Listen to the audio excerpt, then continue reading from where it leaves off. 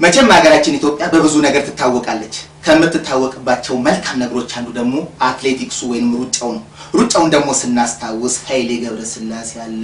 ደራርቱ ቀነኒሳ ጥሩዬ መሲ ፋጡማ ብዙ ሯጮች አሉ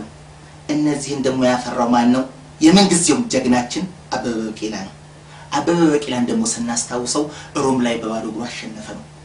እናም የኛ ጋዜጠኞች ስለዚህ ጀግና ሁሌ አውርተው ማይጠጉ አበበ ቢቂላ ሮም ላይ በባዶ እግሩ አሸነፈ ነው በባዶ እግሩ አሸነፈ ነው ይሄንን የሰማ አንድ የኤርትራ ጋዜጠኛ ቅጥል ትክን ብሏል ሁሌ ሬዲዮ ሲከፍት አበበ አትሌቱ በባዶ እግሩ ሮም ላይ አሸነፈ የሚለው ዜና መራርቦታል አበበ በባዶ እግሩ አሸነፈ ነው አበበ በባዶ እግሩ አሸነፈ ነው ቅጥል ብሏል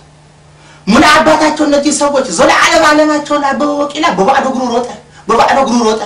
እግሩ ሮጠ ይላሉ የኛ አለ አይደል እንደ ዘርሰናይ በባዶ ሆዱ የሚሮጥ